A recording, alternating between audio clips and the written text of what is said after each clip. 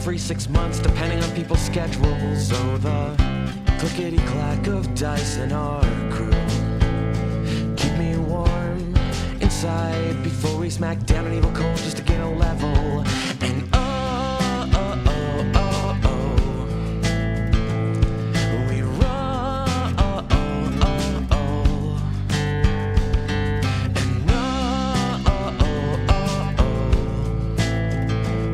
we roll. And we rolled a critical hit to the heart. People grow up, forget how to play, but not us, no.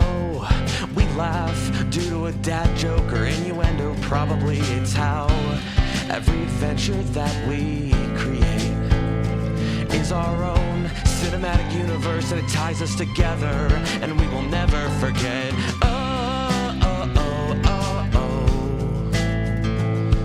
We roll. Yeah. Yeah, we rolled a critical hit to the heart. We will never, ever forget. We will never, ever forget. We will never, ever forget. We will never, ever forget.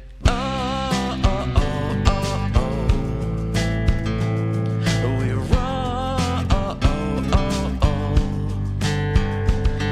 And yeah, we roll. Yeah, we rolled. Yeah, we rolled. A critical hit to the heart.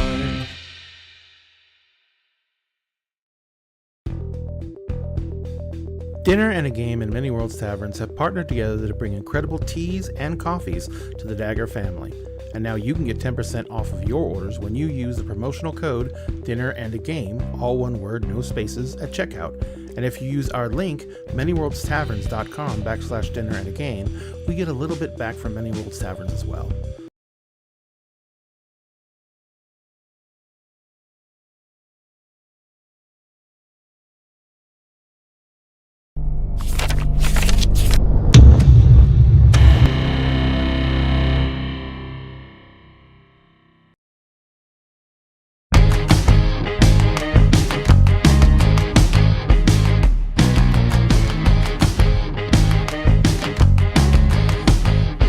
We feel like kings around the table, telling stories, go with the flow. You know it gets a bit rowdy every time we're in town. We set on fire and have nowhere to go, so we're camping. Check out the night sky, roll perception, and pushed on all sides. I roll to hit, I crit, I scream. My friends walk in, I freeze. Maybe I should talk about it. Shout it. Will their calendar allow it? Shout it. They love everything about it. Shout it. Aww. Hey, let's do this thing. Another player, let the party begin. Let's roll. Another dungeon path and find a dragon. Put a pause on reality. You get to live your fantasy. Let's do this thing. Another player, let the party begin. Let's roll. Another dungeon path and find a dragon.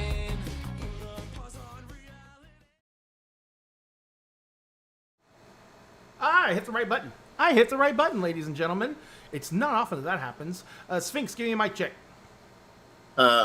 Microphone check, microphone checker. That is a good Talk mic about the check. red and we break your fucking necker.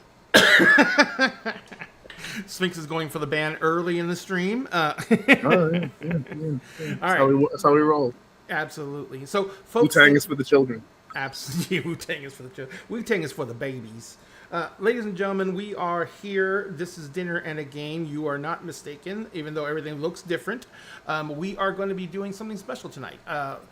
Basically, normally on Tuesdays, we'd be playing Emerald Sanctums, which is our World of Darkness multi-splat game, in which Sphinx gets to be the Merlin and gets to run around with Excalibur trying to find one who is worthy. And currently, he I don't think you have any idea who's worthy yet, do you? Not yet. No. Like we just got Excalibur, and now we're faced with like time travel because shit's fucked. Yeah, as if things weren't complicated enough. Time travel, because apparently Sphinx's character is in two places at one time. Yeah, It's really cool. It's really cool. We're all excited. it's fine. It's fine. It's gonna be fine. We're gonna figure it out. We're gonna save the world again. Hopefully, For save the multiverse. Like, Yep. For some reason, I don't know why, but for that game setup, I was like, we're saving the world a lot. oh, wow. Yeah. Kingdoms Hey. of Mist, the world won't necessarily die. It'll but get overrun You're saving a god, is what you're doing in Kingdoms of Mist. Yeah. And so it's not as like world ending because you're just saving the goddess, but it's. I am definitely going to be doing shorter games from now. 2 years, 3 years playing 2 different games. And I don't even know when Emerald Sanctums is going to taper out. Holy cow. And hey, Vixie. And hey, Numbers. And hey, wife. Yeah, it's one of the reasons why I'm so hyped for the for the Everbright Archives. It's just an excuse to do like more short form games with a bunch of people. Oh yeah, and plus as Dinner in a Game is transitioning kind of and me going into more of a producer role. When I go down to the games the games I want to run, I still have so many people I want to play with. So there is no way that I can have all the people I want to play with and only be down to running like 2 games. So Right. It's going to be like, I gotta do like, I'm going to do 6 sessions on this one. I'm going to do 6 sessions on that one because I got to get people in here because I want to play with more folks, not less. Yeah, and Ray, I don't know what you're doing. Not quite this year, but next year for cycle 2 of the Everbright Archives. But like, I plan on stealing you for at least a cycle. Sure, absolutely. And once I go down more to producer role, I can do that easier because I can actually like hand stuff off to other people. And like say, you're running the stream tonight because I'm gonna go be on the Everbright Archive, and you guys can go to hell. I don't like Dinner in the Game anymore, even though I made it and poured all my life into it. So Sure. So tonight we're doing something what we like to call dinner conversations. Although I did put the wrong intro up, and I'm sorry about that. We're not interviewing Mark J again, but we'd like to. So Mark, if you're out there, it does look like we're doing. Also, it does look like we're doing Jazz Funeral episode 7. God, I knew I forgot something. I was sitting there going, "This is going too easy. I have forgotten something," and then there it is. Yes, this is not Jazz Funeral. This is Dinner Conversations. And tonight we're going to be discussing something that kind of it's a big deal in the TTRPG community, but only because it's one of those things that when it comes up, when it rears its ugly head, it explodes because it causes there's a lot of animosity with it, and that is the gaming generation gap in the gaming community. There is a serious issue in the TTRPG community with the new people who have coming into TTRPG because of stuff like Critical Role, the resurgence of D&D, and all that. There's a lot of people who are coming into this very new, very fresh, and their first encounters at game stores can often be with people that we like to call grognards. They look like me. They got all the gray. They very little up here anymore, and they're probably fat because I like to be fat. But but they're basically, these are people. Hey, Monkey Boy. These are people who kind of have a situation of they are the gatekeepers for a lot of people who try to come into TTRPGs, and by gatekeepers we mean they're people who literally will tell these new players you're doing it wrong, and they will tell these new players you don't belong here because you didn't grow up the way we grew up, so you don't have the cred to be here with us. And all that is So many problems with that. So many problems. yeah. There's a lot of stuff that we're going to go through and break down on this. The main reasons are way back. I don't even remember how long ago it was. There was a situation where Ernie Gygax said some horrible stuff, and his business partner doubled down on it, and they basically turned the TTRPG sphere into a nightmare for about 6 months. And it really didn't get under control until basically Ernie just stopped talking and his business partner ran out of business. So, you know, Probably for the best. yeah. Yeah. Oh, yeah. Absolutely. Absolutely. But it was, and that was kind of the real, that this is now focused and there is now a huge spotlight on this problem in the TTRPG industry. And things keep happening that make it apparent that this is not going away. And the scary thing for me is there's now young people coming into this who have this attitude, this old Ragnar attitude, because they get their first chance to play with people like that. Like they come into a game store and those are the only guys in the game store. So they play with them and then they get this attitude instilled in them. And then they come on TikTok and they tell us, you know, oh, they say horrible things like, oh, you need genders in your gender represented in your games. Oh, you want to have handicapped people in your games? That's not what the gaming's about. You know what I mean? And then they start these huge fights. And it's just, it's rough. So I want to kind of go through this, talk about this. I want chat to engage with us because what we're looking at... talk to us, chat. Yes, what we're mainly looking at here is trying to find ways to both try and... I mean, we know the obvious way. Avoid them like the plague. Don't let them be a part of your table. Don't let them be a part of your community. And 100%. Yeah, and they will definitely out themselves eventually because they can't help it. But the big thing about that is we need to make sure that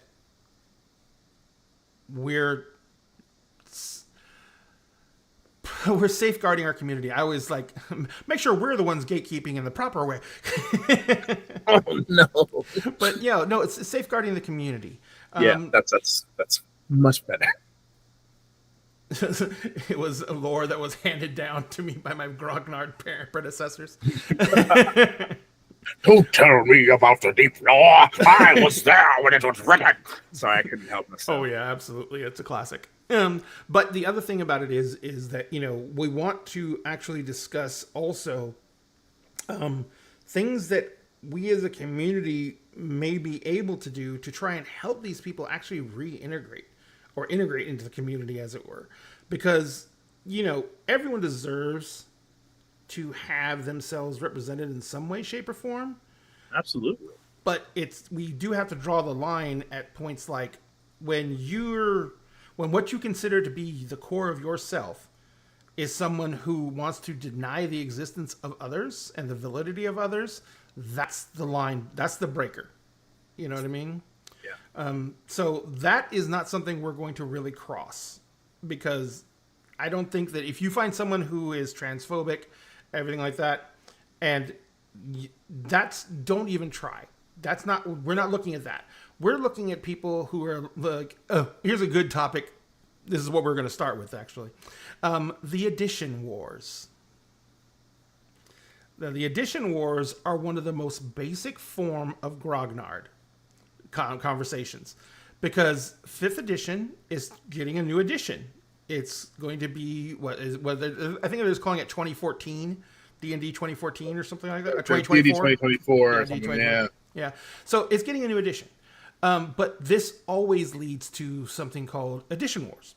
I don't think it'll be that big in this day and age, but man, when like 2nd edition went to 3rd edition, yeah, holy shnikes. People were ending friendships over it. It was that I ridiculous. remember hearing about that. Yeah, I had taken my break as a player at that point between second edition and 3.5, and then I came back in during 3.5. And people were like, "Oh, you missed a ward." I'm like, "What happened?" Well, and now it's like there is still fourth and Pathfinder 3.5. Yeah, we'll get to fourth. Fourth is a completely other subject on that, but we'll get to fourth. But the whole thing about that is that's kind of, for me, that's kind of where all these attitudes started, because there's a natural instinct in the human condition that is to fear change. To have this concept in your head that the way things have been doing, as long as they are actually keeping you in a good place, mentally, physically, whatever, as long as they're doing that, you're fine to continue being that way. And to a limited extent, that's true. You know, as long as what you're doing to maintain what you consider your standard of living isn't hurting anyone else, you're completely fine to keep on, drive your 57 Chrysler until it falls apart, never repaint your house a different color because it all works for you. All that is valid. Do what you want. So where we are bringing this subject in is the concept of what they think is valid, such as telling you that the version of D&D you play is not really D&D. Yeah, it's wrong. You're playing the wrong version. Yeah. You're doing fun wrong. That's one of my. That's another one of my favorite classic memes. You're doing fun wrong. Not if I'm having it. Yeah. Right.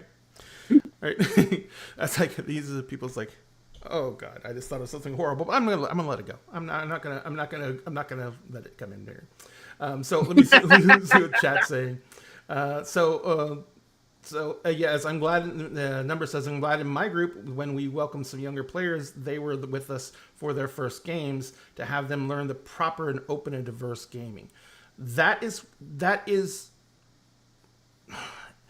the case in a lot of games now, like as of 2024.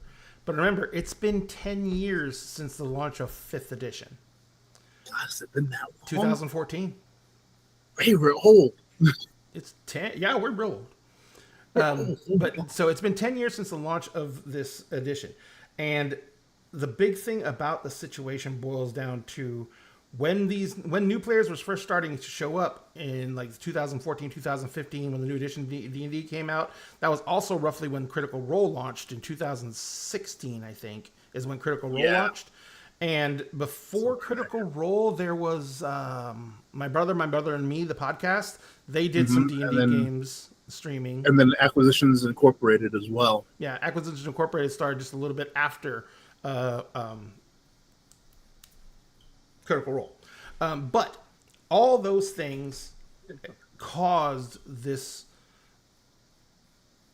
I don't want to say generational, because you can go into a game store and see brand new players who are my age. Yeah. Because what they did is they made RPGs, or TTRPGs specifically, more socially acceptable. Mm-hmm. And once that happened, and people started just like pouring in, it was a 2015 Coco? March 12th, 2015? Okay. Coco is the Critical Role expert, as far as I'm concerned. He's if you don't follow Coco on TikTok, he's the hipster GM there. He does a lot of the content for on Critical Role. I'm not questioning you. Calm down. I was gonna plug you real quick, but if you're gonna yell at me, I ain't gonna do nothing. Oh yeah, THAC0. Those of us who had to suffer through THAC0 will never forget THAC0. Oh, I still can do THAC0. I mean, I still know what it is. I jettisoned that knowledge from my brain so quickly. Nope, it is so burned in there. You got to remember, I'm old enough that I played a lot of First Edition. That's fair. I played lot of First Edition. I mean, I still save I still say things like make me a save versus death. There's literally was a saving throw for death. Yeah. Yeah. So Save versus death. yeah, save versus death. Then there was save versus poison instead of a Constitution saving throw. It was great. It was wild. It was the grand old times. I never played Chainmail, but I did play first edition D&D. I first started playing in '81, so yeah, I was 10. I was just being born. Well, you know, the funny thing is, you're one of the few people on here who can be like near to my age. It's fair. It's fair. Yeah, I came in. I came in through during kind of like the I guess beginning to like the first half of second edition, and it's like, oh, this is a lot of math. It was very, very intimidating because at the time I was shit at math, and it actually helped me get better at math. Yeah, there's a Calvin and Hobbes thing where his mom's playing D&D with him, and she's like telling him, and now you have to do this, and now you have to add this and subtract that. And Calvin looks up and goes, "This isn't a game. This is math." Yeah. So yeah, and Monkey Boy, the what you were saying about the Edition Wars, that was just what I was using as an example of setting why and where some of the gatekeeping comes from within the grognard aspect of the community. And I'm just going to start saying the older aspect, because grognard doesn't have really a negative termination to it. Grognardness means, you know, an older gamer who has lots of experience and knowledge. That's what it used to mean. Now it's kind of becoming a derogatory statement. Oh, your phone died. I'm sorry, Numbers. I just said that you won $1 million, but only if you responded in chat immediately. So, sorry. Now $1 million is going to me. I'm shipping you the million invisible dollars today. So, Sweet. Don't throw away the empty box that comes to your house. I'll try to remind everyone here. So that was kind of, but that, I think that idea of protecting what you thought was yours is so heavily instilled in the older RPG gamers, because, and this is something that a lot of younger people are not going to get because they haven't had this encounter. But there was a time when literally, like, the only friends if you play TTRPGs, the only friends you would have were the other people at your table. Yeah. Or if there was a con in your area and you got to go there, you got to go hang out with your people. And when you went to a con, there was like 500 people there. And that was considered a huge convention back then. So nowadays we go to Gen Con and there's fucking 40,000 of us a day walking around that convention center, and there's literally thousands of games going on at one time, and hundreds of publishers and hundreds of vendors who are selling different stuff for different game stuff. And it's folks of all ages, all genders, all like the spectrum is wide and beautiful. Mm-hmm. None of these 50K cons and panels from recognized celebrities. Oh, yeah. So but the big thing is, when you look at how kind of that attitude developed, because they were very much scorned for their hobby. They were scorned. Yeah. They were scorned for liking fantasy. Like, I can still remember, I read The Hobbit when I was in kindergarten. Okay. And I remember I had to beg the librarian to let me read it. And I read it because I had a babysitter who used to read it to me after school. So I saw it was in my library. I went and tried to check it out. And they had that thing where, you know, they had reading levels. So, and it was in like the 4th grade reading level section. And so they weren't going to let me do it. And I just basically whined and begged until they did.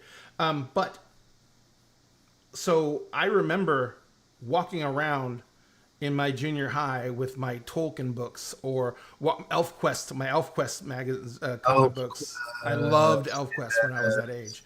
And I remember walking around with those, and the amount of times I would end up in a fight because someone would try to talk shit about me being a geek.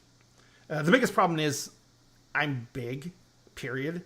Even in middle school, I was one of the bigger kids. So not many people would do that to me, but I had friends that were very heavily picked on. And I got in a lot of fights because they were getting picked on and I would step in.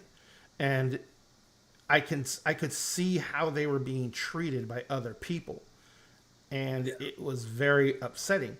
So as a group, socially, back then, you were together because you were trying to find people who accepted you for what you liked and what you enjoyed, as well as finding people who would help you deal with that ostracism.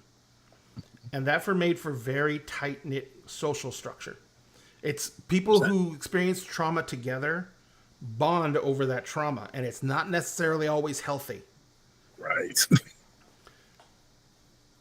I remember my first D&D game was Sketch as Hell in elementary school at recess with a legacy D&D player. Oh boy.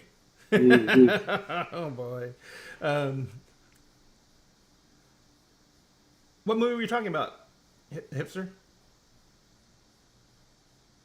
Did I miss something? Oh, the old Rankin Bass Hobbit movie. Oh, gotcha. Oh, there's also a quote from Atlantis from Monkey Boy up there. So the big thing about it is that gotcha. His dad ran the local card shop, so yeah, he was going to be your authority figure there. He was going to be the one to lay it down.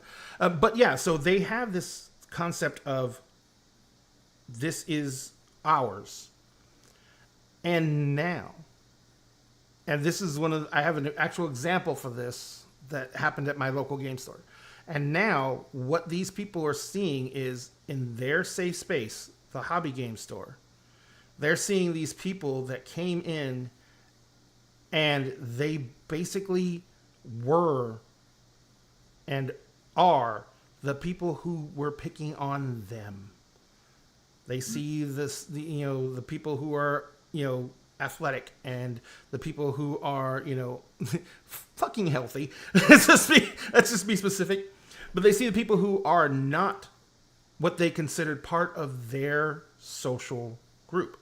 And in that game store, these people think that they have authority because they're the old guard.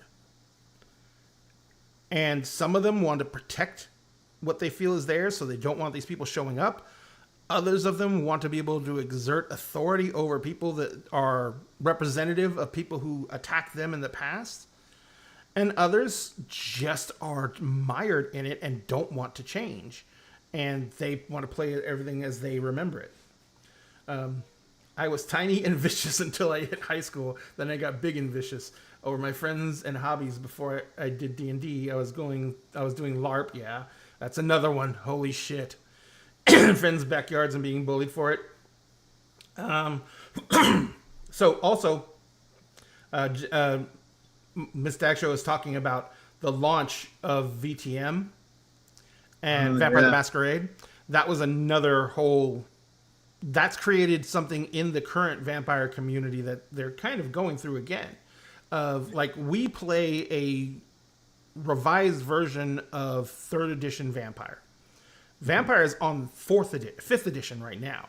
So we play an old revised edition because I wanted to run a multi-splat game, which means I just wanted to put all the different supernaturals together in one melting pot and not make someone have to go, I don't want to play a vampire. So too bad we're playing Vampire the Masquerade. I don't want to play a werewolf. Well, we're playing Werewolf the Apocalypse. So, Right.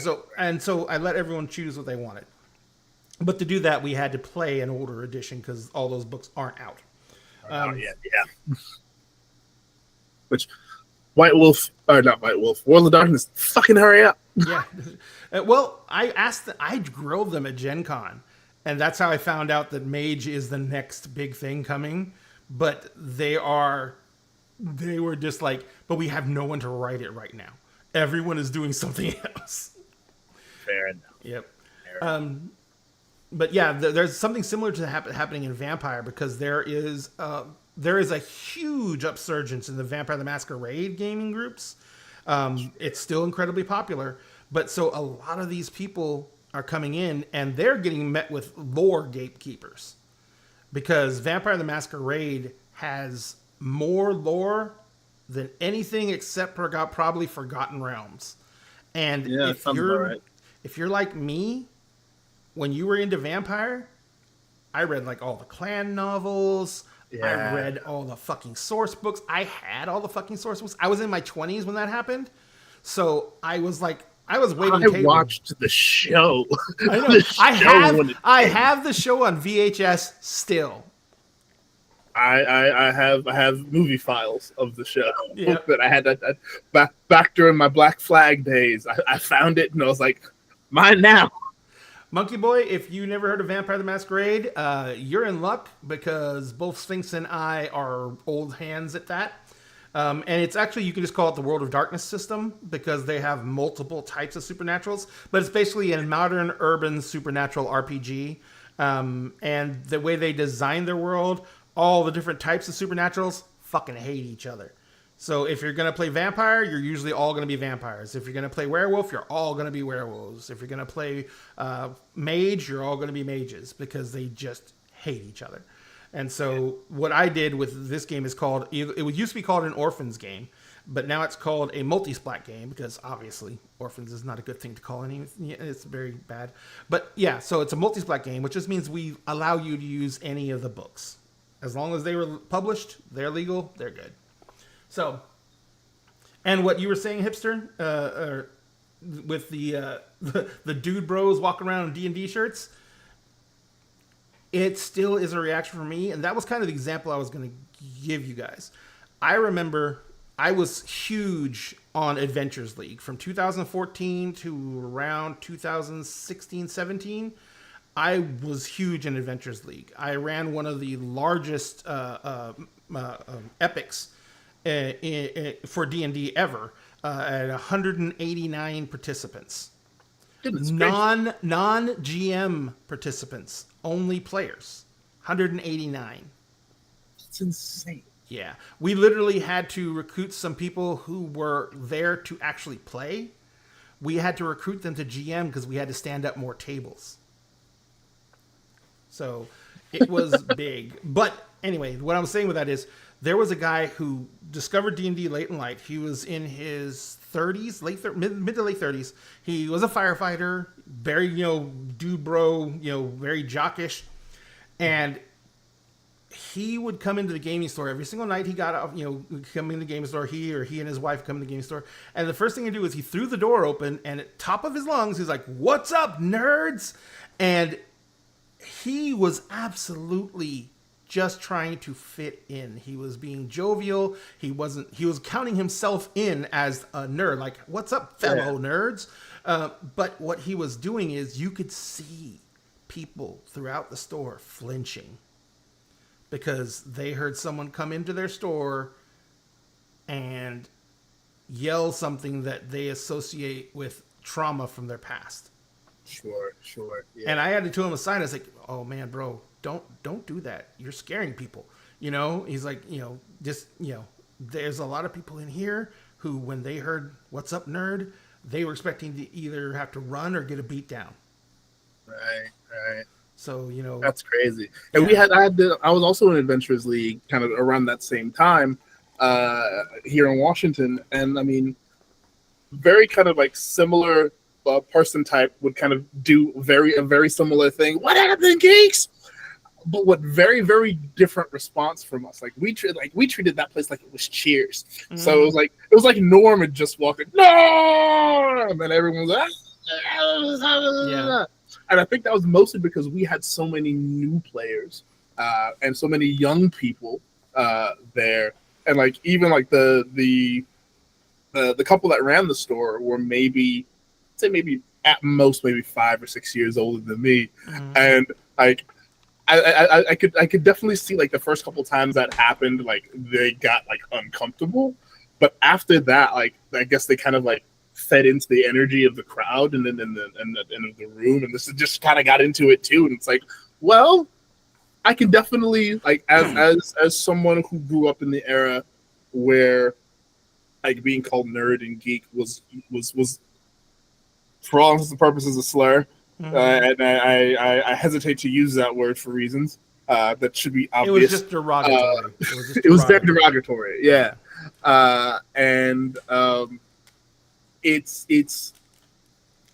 It's definitely interesting now, like in hindsight, like seeing that and like hearing your story and doing the comparisons. Like, yeah, I guess if they'd have done that back in like the mid to late 90s, like, yeah, everyone would have been up in arms. Folks would have been trying to run out of the back room of the store. Like, it would have been a whole thing because our expectation, and honestly, based on the trauma that we had endured at that point. In the mid 90s, people would have been valid for bailing. Yeah. Because someone who did that in that time period was coming in to, like, you know, throw paint on you because you were a Satanist or something like that. Because there was still remember, in the 1980s, the Satanic Panic was insane. They were having congressional hearings about banning Dungeons and Dragons completely. Yeah. Literal on TV congressional hearings. Yeah, the Satanic Panic went all over the place. It wasn't just RPGs. Like, I can still remember Dee Schneider testifying before Congress. That was fucking hilarious. And then the guys from Poison came, but I remember the guys from Motley Crue didn't, and they were in Europe at the time, so they just ignored it. Yeah. But they were issuing subpoenas to everybody. They subpoenaed Gary Gygax. They subpoenaed a lot of the different creators, especially some of the people. Mark Reinhagen was subpoenaed for it. And this was back in the beginning of Vampire the Masquerade before it really blew up. Yeah. So there was a lot of stuff that happened in the 80s that set a precedent that I don't think has really been equaled in our community to this day. It is trauma, but it is very first world person trauma. Yeah. You know what I mean? For sure. Yeah, but the first thing you always have to remember about trauma is self-altering. When you experience trauma, it changes the way you see things. And it changes the way you respond to things. And that is something that later on you have to overcome. And for most people, it takes stuff like therapy and everything like that. And man, in the 80s, no one went to therapy. No one went to therapy in the 90s. That was for rich white people. What do you mean therapy? Yeah. The only reason I went to therapy because my mom made me. And the only reason we could go is because my dad was in the military at the time. So I got to go to therapy because military benefits. Yeah. That, and I was getting, suspended from school all the time. But yeah, so that was, that was everything that was there. And it sounds like I'm kind of making excuses for these people. I'm not, because I'm not on their side. Right. What I'm trying to do is I'm trying to set a precedent up for what we're going to be discussing next. Because what this all derived from was that level of protectiveness over a hobby that they found shelter in and a place that they found safe when so many places were not safe. Yeah, gaming was the only support group we had. Yep. Yeah. And that's why so many people nowadays are like, oh, I can't afford therapy, so I go game. Number one, don't do that. Yeah, go get actual. BetterHelp is out there. Just log into BetterHelp. $25 a session, dude. Yeah, go for it. Yeah. But the big thing about the concepts of gaming as therapy, it's not a joke. We used to band together as, like I said, out of shared trauma and shared experiences. Yeah. And find safety in that ritual of coming together, playing a game together, experiencing the game together, getting to be heroes in that game. and having these attributes associated with us in this game that were denied us in the actual world. I'm a weird crossover. I played football in high school. I was a jock in high school. And so I was like, I played D&D. I openly played D&D. But, you know, anytime people would give me shit for it, I get suspended. So once it became apparent that, you know, if you gave me shit, I was just going to react violently to it. And my friends were, I was protecting my friends. For us, it became more acceptable at school. Yeah. And it wasn't even acceptable. For us, it became something that we could do, like openly carry our books around without someone trying to rip them out of our arms, because I would come windmilling in and then it would go to shit. But the whole thing was we had more leeway in that. But I would go to the game stores, because there wasn't many game stores back then. So, like, I lived on the edge of San Antonio, and I had to drive all the way to Walsham Road, which was 20 miles. I had to go that distance to get to the nearest game store to my house. Wow. Yeah. Yeah, the first actual friendship a lot of the outcasts have. Yeah, absolutely. And it's important because it gave them both a sense of belonging and a sense of self. And that's another big part and a reason why so many of the people we call grognards are so easily upset by the things that are happening in the industry, because they feel like they're being betrayed by the industry. It's kind of crazy. Like, they see D&D now as not being what they originally did. And what they originally did was something that they almost considered sacred. So it's a betrayal of what they did. And they paid the dues for us to be able to freely invest in this game in an emotional and social way now. They paid the dues of pain for that. But the point I'm making is that does not give them the right to try and control who has access to that joy. Yeah, and how folks use that joy to make themselves safe and welcome and all of those things. Yeah.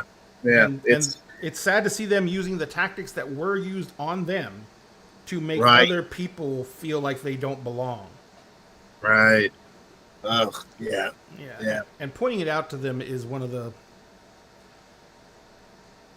For those who aren't realizing what they're doing, and there's still a few of them who don't. When you can make them understand that they're using the same tactics, they go through this rictus of emotions where they're like, you know, denial, shock, sadness, anger. You can just watch it just go over their face, and it just can be so fucking devastating. Yeah. And so it is basically a situation that you want to be able to utilize all your resources when you're confronted with these situations, because at one hand, you're going to defend yourself, ladies and gentlemen. You are not going to just put up with this. And remember, self-defense is as simple as turning around and walking away. You do not have to confront. You do not have to argue. None of that. If you get someone engage at all. Yeah. It's actually one of the most common things that anyone will tell you, therapist-wise or anything else, is the best thing to do in situations where someone is being aggressive to you and trying to deny you something or trying to tell you that you're not part of something is to just leave the situation. That's not always an available option, but that should always be your first option. I'm not saying that they're violent, crazy people that are going to do something. I'm just saying, if you don't have the spell slots to take on that level of interaction, you are valid and justified in walking away from it. Yeah. Or even if you have the spell slots and simply don't want to spend them. Yes, absolutely. Absolutely valid. Yeah. That's one thing that I've been learning as an old guy is like, my spell slots are way less than they used to be. Like, I went outside the other day and I was just trimming back a bush that had overgrown the sidewalk, and literally I was just like, holy crap, I'm dying out here. So yeah, I don't have that availability that I used to have. Yeah. Hey Sam, and bullies do thrive off the attention and fear of that, but it's odd. A lot of times, what I see is not necessarily intentional bullying. It's people who are wanting to prove to these new people coming in that they are knowledgeable and they have clout and authority within this sphere of hobby, and they should be respected. And so they try and throw that around as some kind of weight or merit to themselves, and they try and use it to control new players, I guess you'd say. I don't think that's a right, accurate description of it, but or control the overall tone of the group or the store. You know what I mean? And a lot of that comes from the old guard doing things like, okay, yeah, I know you guys want to play 5th edition, and you guys love 5th edition, but you want to try 2nd? I mean, it's something new. And even though everyone in their group will continue to say no, every time someone says, let's play a different game, that will come up. That will be their argument. Or, let's go play 2nd edition GURPS. No. Why? But people have their games that they just bond to and they love, and for some reason, GURPS is one of those. And old school Palladium, like Teenage Mutant Ninja Turtles and stuff. Oh my god, those games were horrible. But so many people, that was their game system. That was what their group bonded around. So now it's their thing to protect, and they want to share it with you. Yeah. But I have a friend who was diehard into Rifts, and it was just like, oh, okay. Like every chance, like we talked about like switching to like different systems or whatever. How about Rifts? Like I had read enough about Rifts, and then I'd gone through the source books and stuff. I was like, that's some of us do not have the spoons for that. Like it's like I understand that it's your favorite, and you love it so much, but no. yeah, no, and Risk was Palladium, so it fits right in with that. Yeah. Yeah, it was just because these experiences they had with these games were so integral to their own experiences of dealing with trauma and that bonding experience they were having. Those games become this hallmark of what it is for them to be a gamer. You're not a gamer unless you've played this game, because this was a game that nurtured me. Yeah. And so you get... You aren't a real gamer. Yeah. And that's where it starts. And then it goes out from there.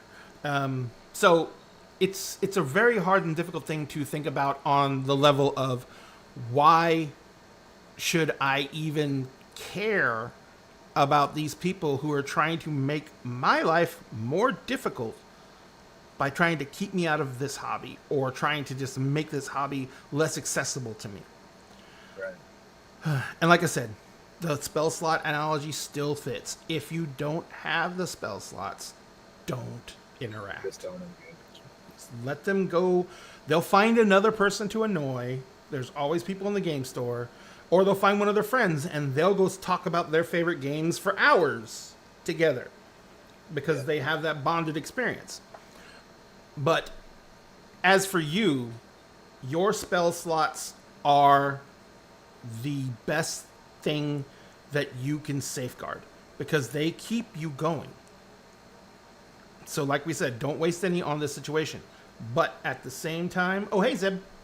At the same time, do not think that if you have the spell slots, you will know what to say and do for these people to diffuse the situation. Because, like I said, like we've been saying, a lot of this comes from trauma. But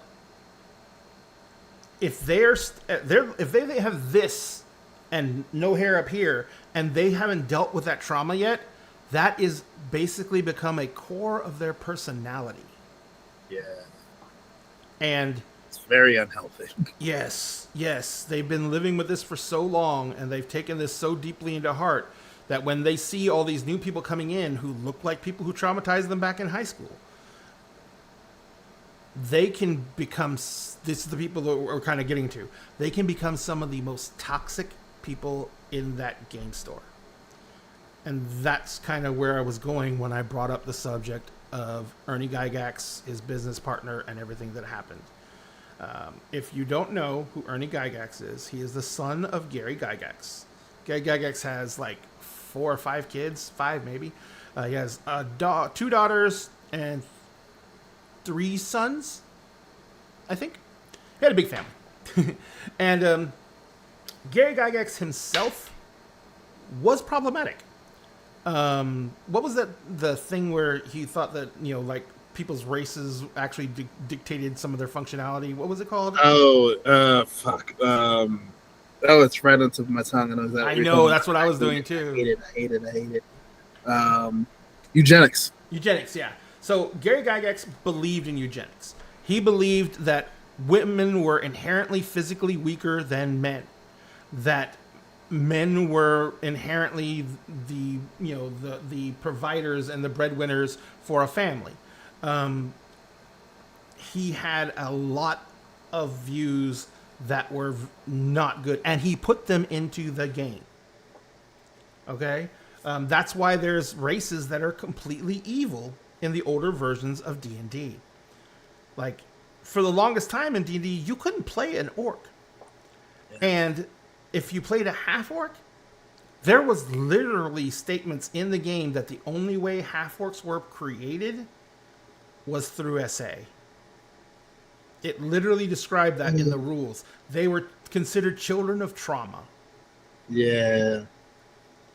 So there was some very, very fucked up shit. Very bad. In Very, that time period.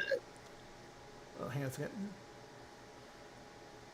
Oh, Sam was saying, I think that goes for almost all fandoms and hobbies as well. The best counter is not to give them the time, stand up together, or to stand together as a group.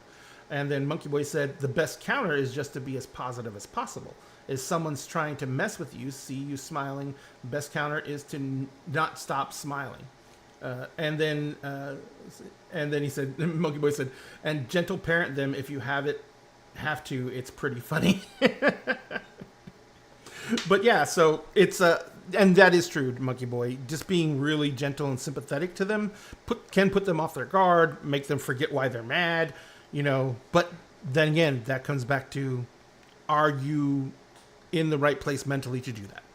And getting surprised at the game store by some guy who's telling you that, you play 5th edition, which makes you a non-gamer, and wants to spend an hour lecturing you about that when you're on your own time at the game store. Right. It's not a good look. But yeah, but Gary Gygax had a lot of those problematic views, and Ernie shares them and has even more problematic views. The thing that Ernie posted about was wokeness in TTRPGs. The term wokeness is not an insult. I don't know why they think it is. Everyone understands what being woke is. It's just actually giving a shit about other people and how they feel, and wanting to make sure that everyone who is at your table feels welcome, safe, and able to express themselves in a way that makes them feel like they're welcome. So it is not something that, certain groups do very well with, because they were always given the impression, or outright told, that you don't associate with certain people because they're not considered socially acceptable. Right. And depending on what era they came from, luckily enough, a lot of the people from the older eras are dead. But depending on what era they came from, this could be pertain to anything. This could pertain to gender. Old enough guys are like, girls don't game. That was Gary Gygax literally wrote that in Dragon Magazine. Yeah. He literally wrote an article about girls not being gamers and playing TTRPGs. Yeah. Miss Dagcho said, my half orc, same as my half drow, were badass survivors that gave 0 fucks. Wokeness is a cop-out by those who want to remain exclusive from what I have experienced, or those who refuse to listen to any point of view other than their own. It's that it is a definitely used in that way, yeah, for sure. Like it's the art of, it's the act, not even the art. It's the act of just being aware of, you know, society and life, and you know that we're all fucking human beings, and, you know, preserving of basic, you know, of human rights and respect and all that stuff. It's and that, like, I remember reading this. I myself had never experienced this, but I remember reading an article years ago about a black kid who tried to get into D&D with his friends, or with this group of other kids at his like high school library or whatever, and they immediately tried to assign him to like to be like an orc or a half orc, and like he didn't quite understand that at the time. And then the more he played, and the more he saw how, like, because they were playing second edition, and saw how like very, very racially not okay the descriptions of the orcs were, between the orcs and the drow and all that stuff. Was just, it's like I've never experienced that myself. Everyone that I have played with have been more or less accepting,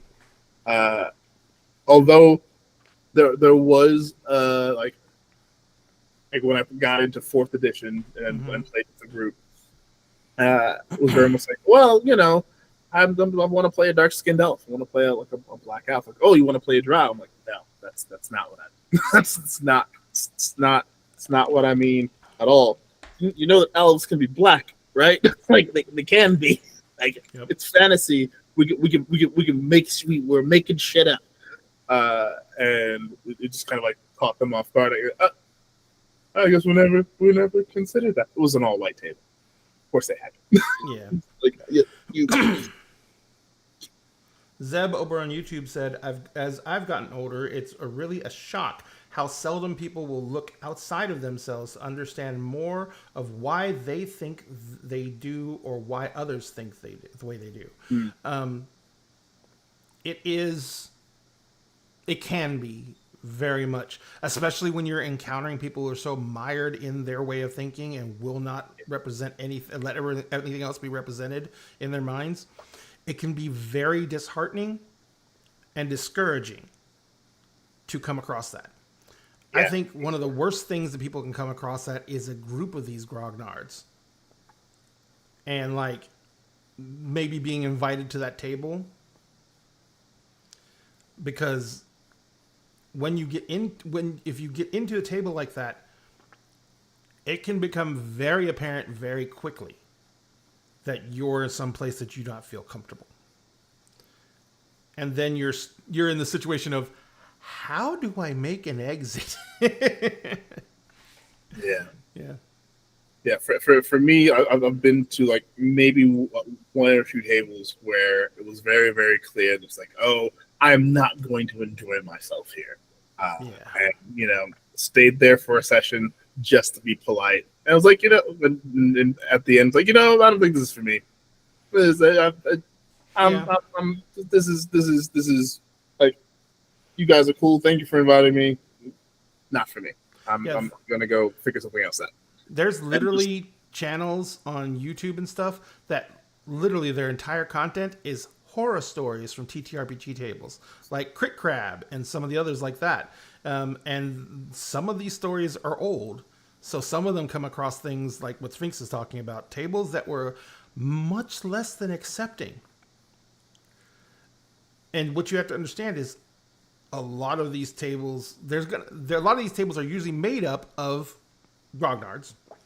But the terrifying thing is when you find new tables of younger people who are having those attitudes, because either like their parents played or their dad played or their older brothers played and they only played this edition and they had all these attitudes and that's what they came up with. Yeah, Crispy's Tavern, yeah. But it's making that it's making that concept of these people who are either were in a group that was part of that had these older people in it that influenced them, or the even worse situation. Please do not misconstrue this, because I'm not talking about everyone, but getting into that group of people who have strong religious opinions and play TTRPGs, and then you have one of the bastions of the TTRPG community right now is the LGBTQIA trans communities. They have found this as a safe place, and they have made an amazing impact on the game. It's been incredible. 100%. Yeah. But you have people who do not believe in their identities or their sexual preference is something that should be. And so they will go out of their way to try and modify the behaviors at a table to match what they believe. And I've always had situations like that where that person ends up saying that they're the ones being persecuted and that they're the ones being discriminated, even though they can't actually, well, unless they're actually a POC, they can't be discriminated against. Discrimination is a system thing. It's not a racial thing. It's so, but yeah, that's beside the point. The big thing about that is that they will be the ones who try and say that they're the ones who are being targeted because of their religious beliefs.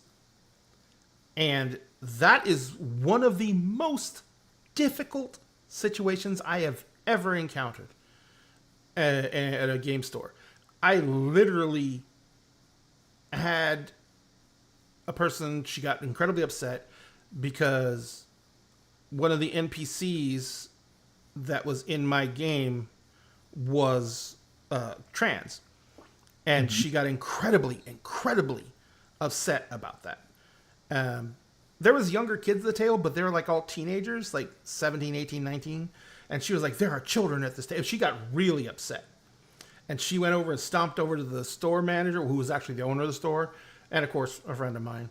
But he went stomped to the owner, blah, blah, blah. And she ended up basically getting thrown out of the store and for the most part banned. Yeah. But she literally got her church together and brought them over, and they protested in front of the store for like 2 fucking weeks. Wow. And that was like, and I don't believe there's any way I could have made that situation better. And that's something we have to learn to accept in these situations as well. You cannot, even if you have the spell slots to do it, even if you have that energy to fucking take on this responsibility of trying to help, you may not be able to help. And that's a situation that's kind of like a reverse of the walk away. Because at some point,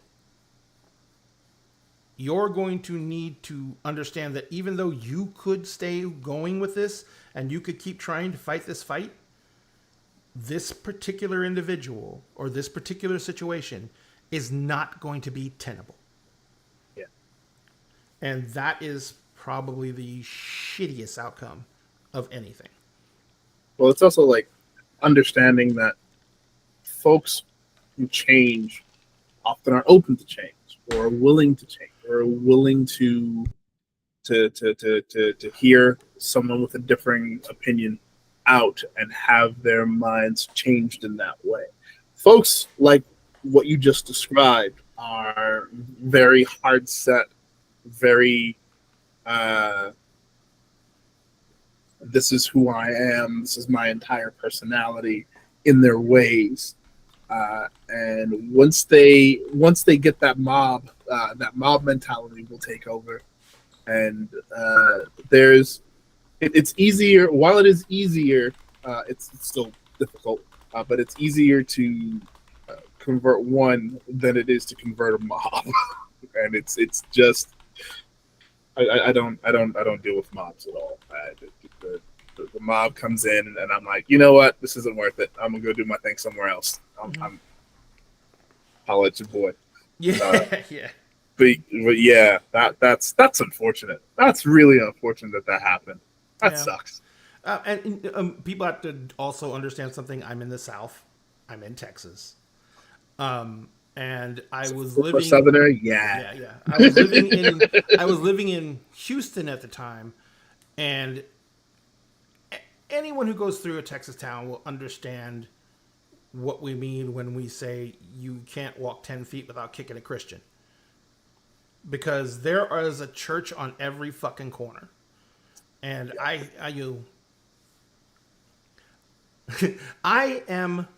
was raised in the Catholic Church, got the fuck out of there as soon as I could. I do not have any disdain, dislike, or hatred for Christianity or religions in general.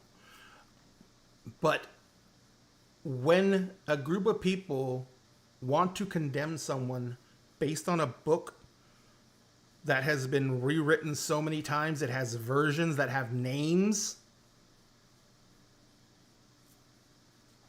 it is rough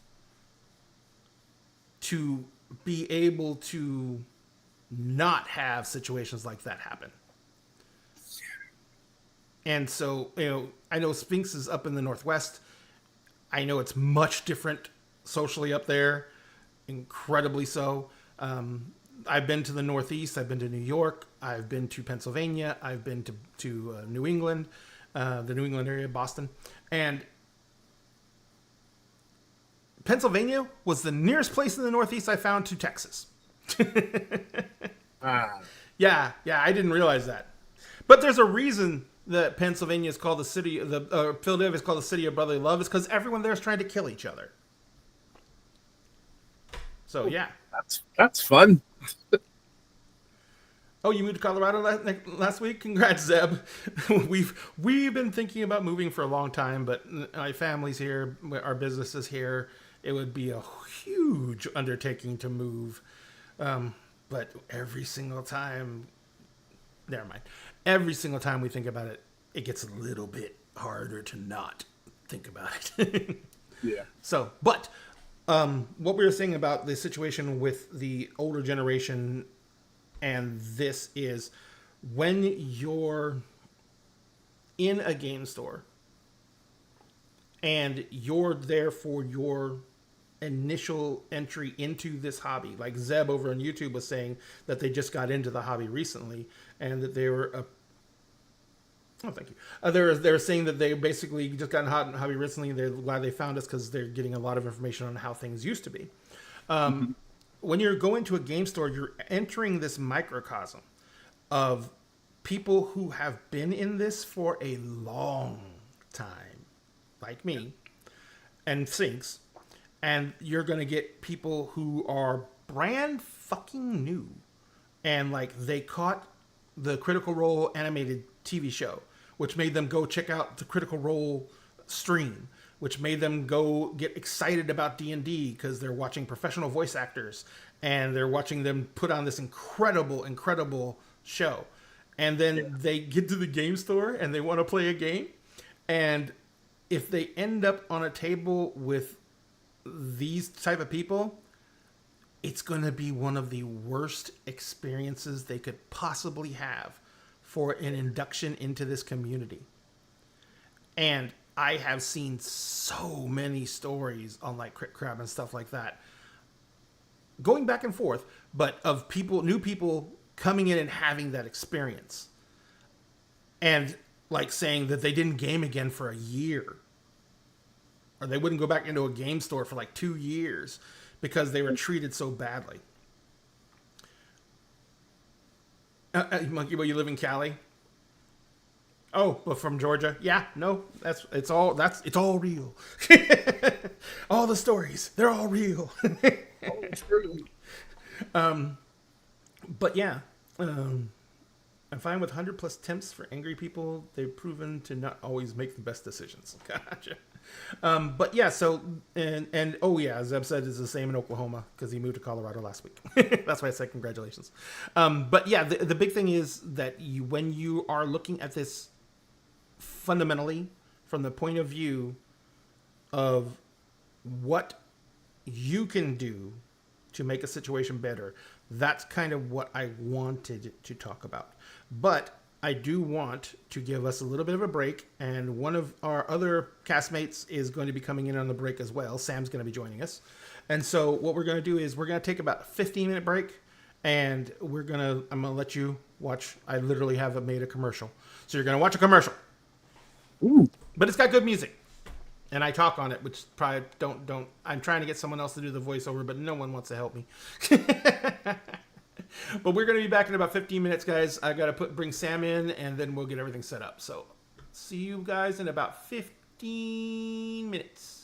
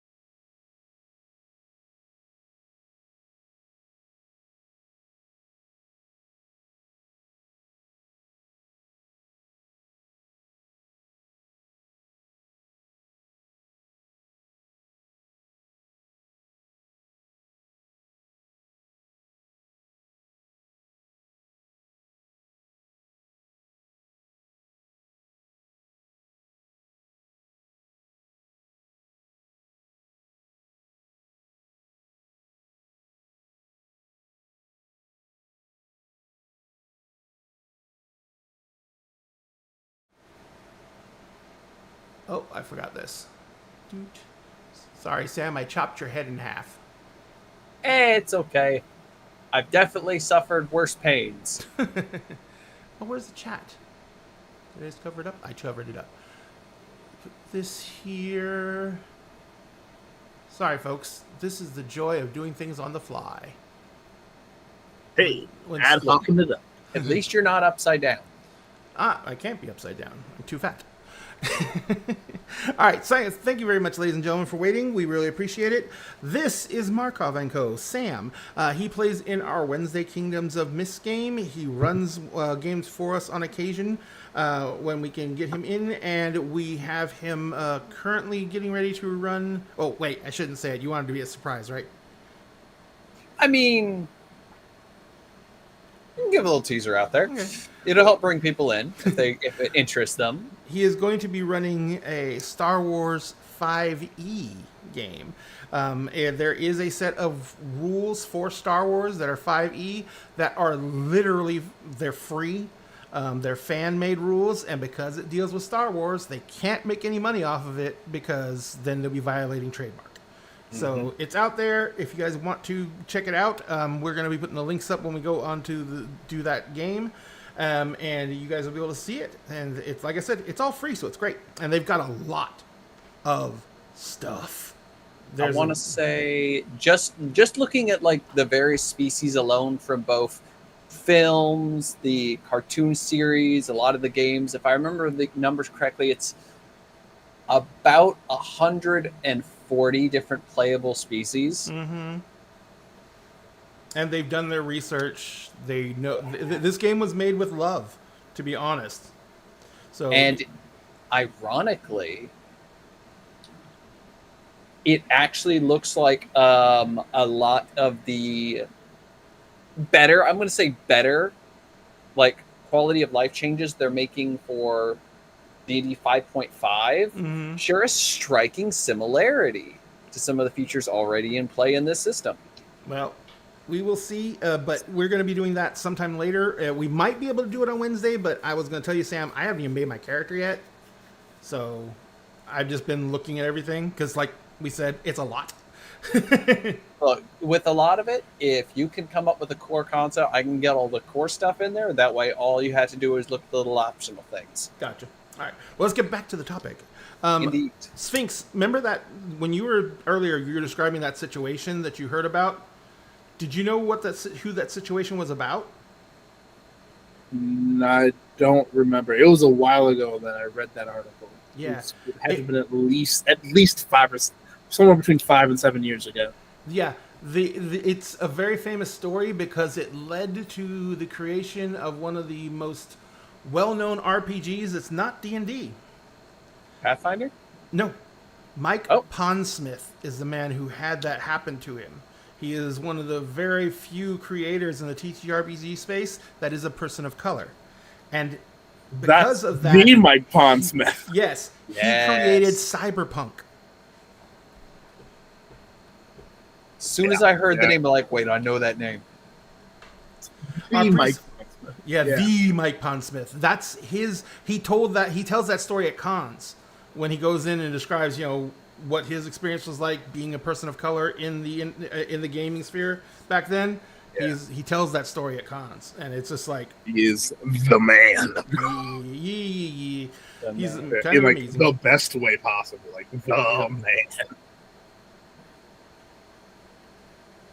Ooh, to sit down and pick his brain. Yeah. Oh, who just asked about preset characters?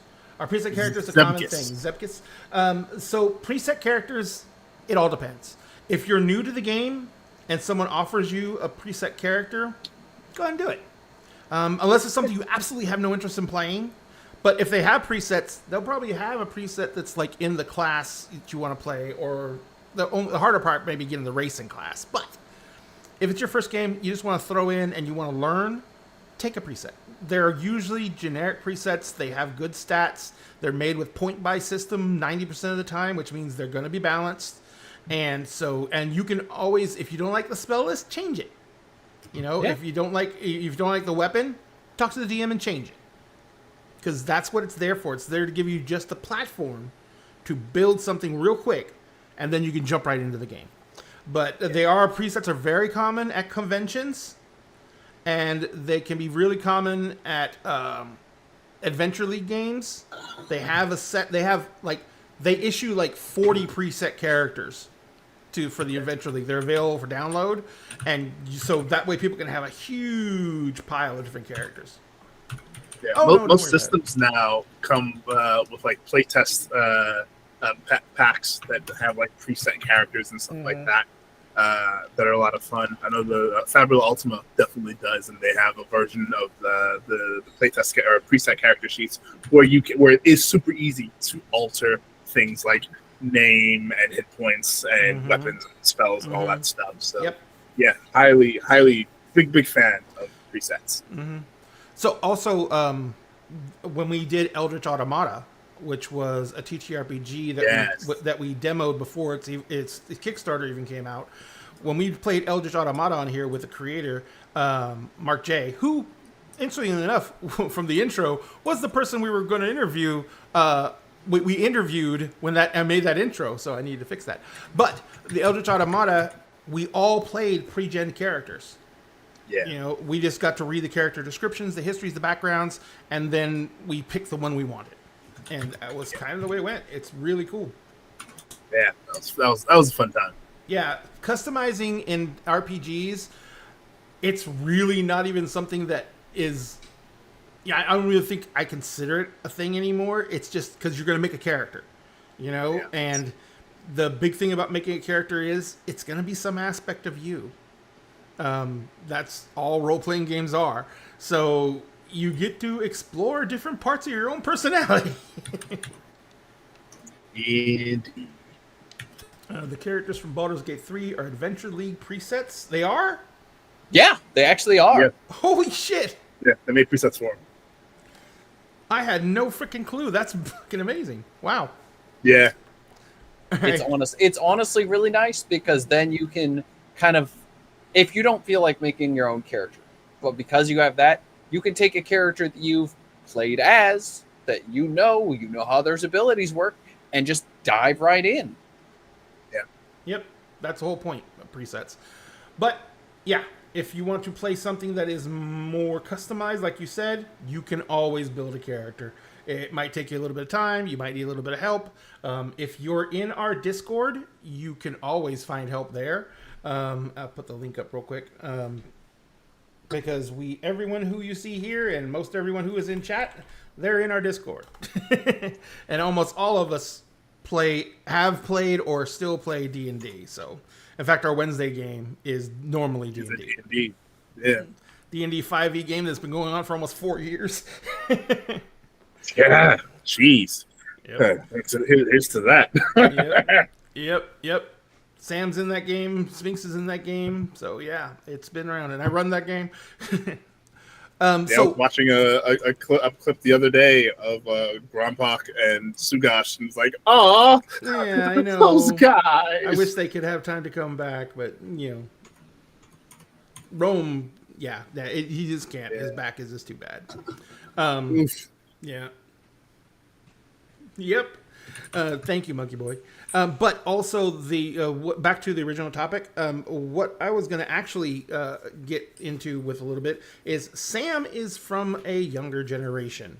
So you didn't grow up with the same stigma on TTRPGs that the Grognard levels did. So how long ago did you get into TTRPGs, Sam? Oh, good Lord. That's actually a really good thinking about it. I started to get into it when I was in high school, but that's because my parents were highly conservative and highly sheltering. Mm-hmm. So it was probably close to 2012. Gotcha. Right before D&D 5e blew up.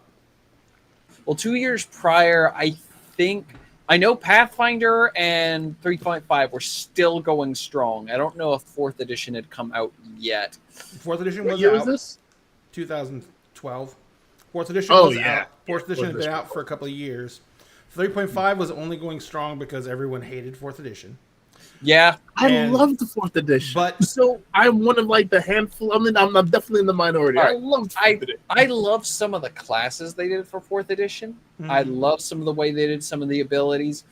My biggest complaint about it was always how the spellcasters didn't really feel like spellcasters anymore. You didn't have the spell listing anymore. because they You made had more like- everyone technically spellcasters. yeah, but then as well, the moment you had a party where a bunch of their abilities all revolves around marking a target,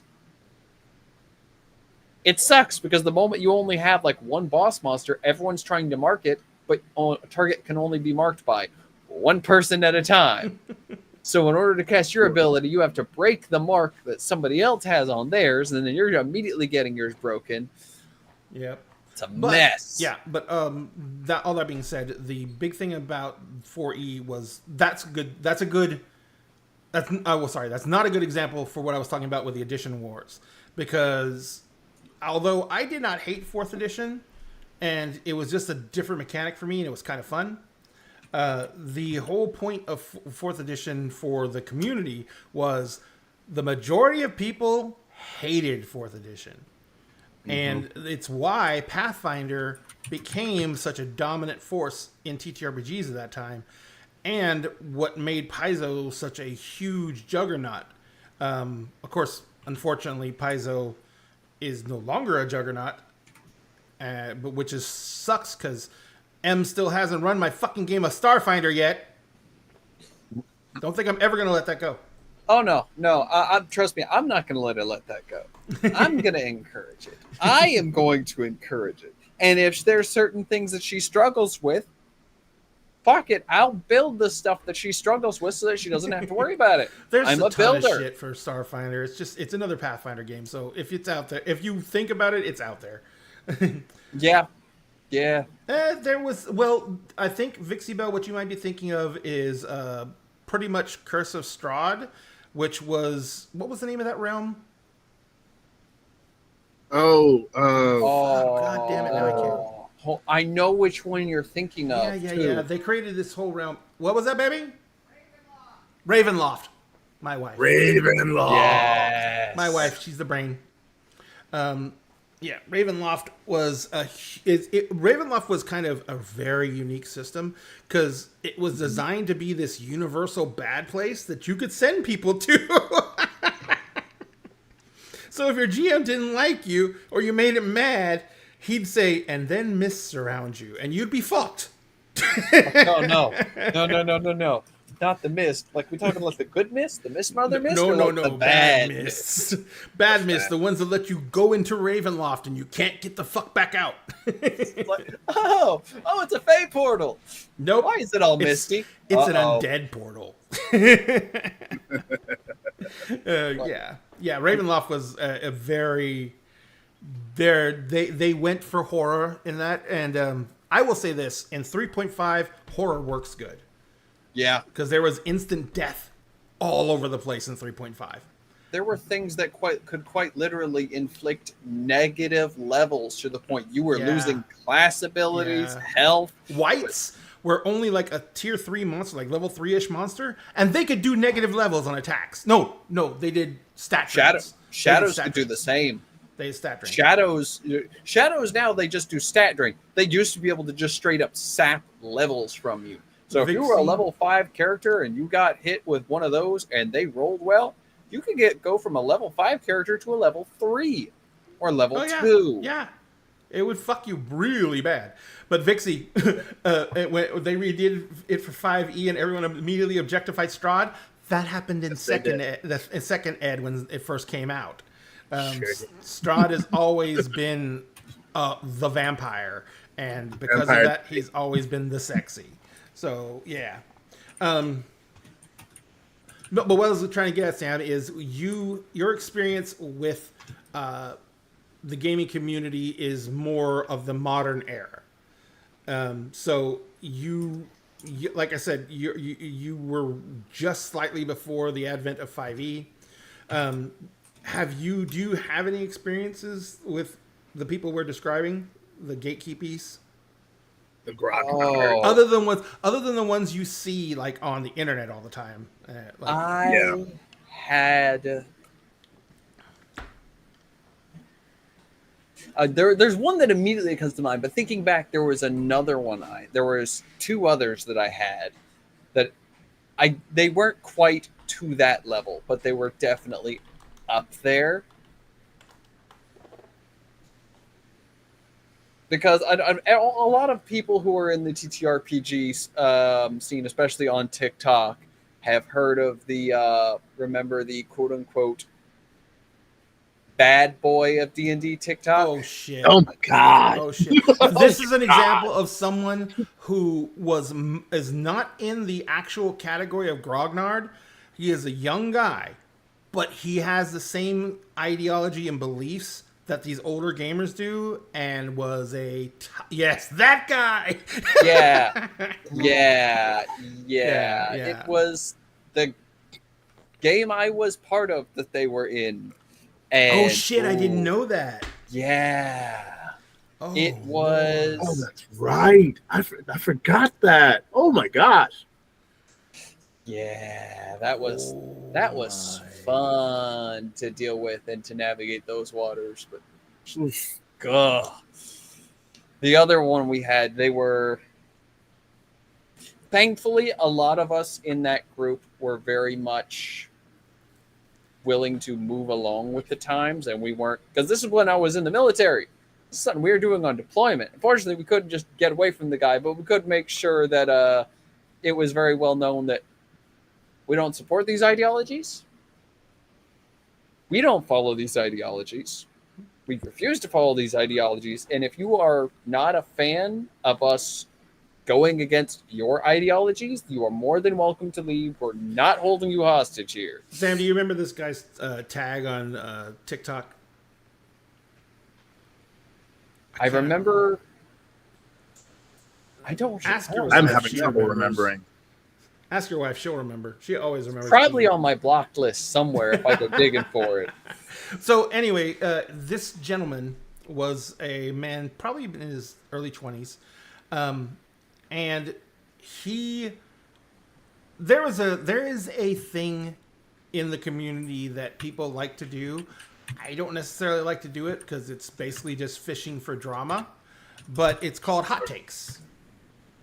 And a hot take is just something that you think or believe that is not a commonly held belief within whatever community you're delivering the hot take to.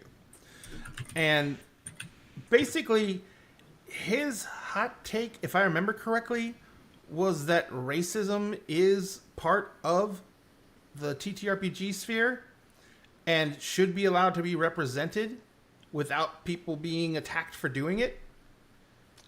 And I remember that the biggest thing that was said was, you can do whatever the fuck you want to in your game, as long as the people who are in your game are okay with it. But a lot of people are also like, but thanks for identifying yourself as one of those people who'd be okay with it. You're never going to play at my table. And that's basically the response he got from the entire internet. I can definitely say, as one of the cast members, when we started seeing, we noticed some of the material. He kept a very tight mask on initially. Mm-hmm. So it was hard to even talk. But once signs started showing up, we all, as the cast, started talking amongst each other, like, something's definitely not right here. I'm not sure if he's going through something, but the way they're acting, the way they're treating the other players, the way they're talking to the other players, this sets off some major red flags. And then that whole instance is like, no, we need to have a meeting real quick. We need to do something about this. They started catching a lot of flack on TikTok. It's like, all right, we were really like this. No. Fucking This, bail. no. It's more like Abort it's now. more like we've worked very hard on this project. Yeah.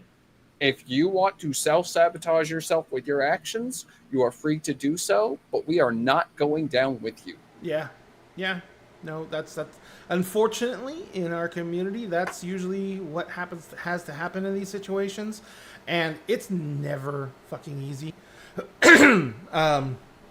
We had a guy in. I've had a couple of different versions of Dinner and a Game as we've moved and stuff like that until we started doing the digital one like this, and now I can just have anybody on. But one of them, we had a face-to-face game going, and one of our players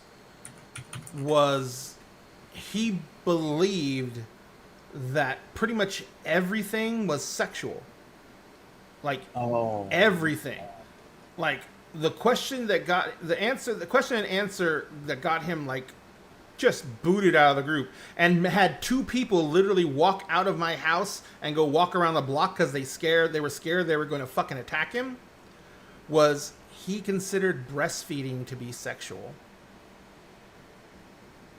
That's like some Homelander level shit. What the hell? No. Yeah. Well, then that's when we realized, wow, this guy's doesn't got weird views. He's fucked up. Like, you are a problem. Yes. And so he got removed from the group. And it was one of those things where everyone, like the other guy in our group was his best friend, and he had no fucking idea that this guy was kind of twisted like that. It was sometimes absolutely it nuts. that way. Yep. And they're talking about Gabe Was he Hicks. least expect? Yeah, they're talking about Gabe Hicks in chat. Gabe Hicks is not a good example of this at all. Gabe Hicks is just a bad person. Completely different.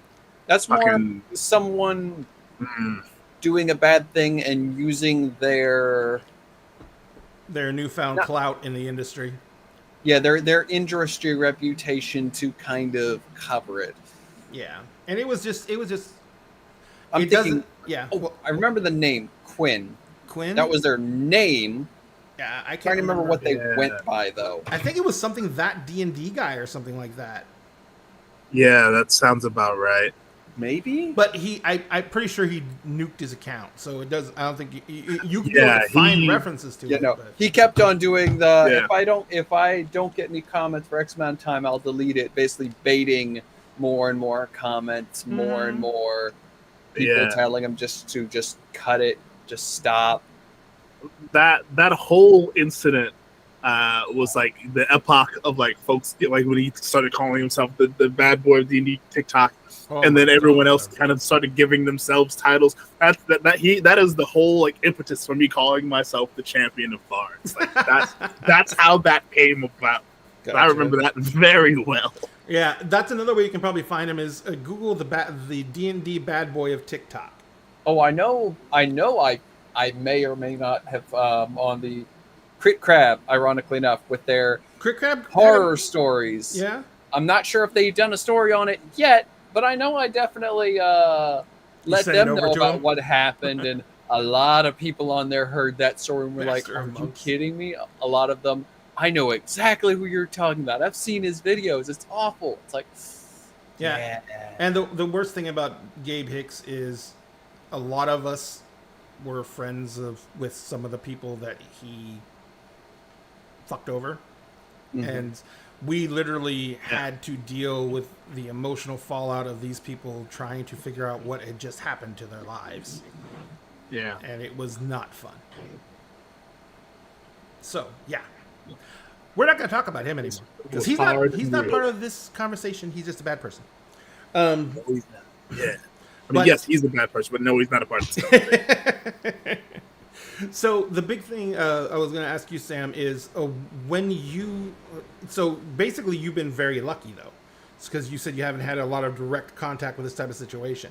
I would say it's less luck and more recognition.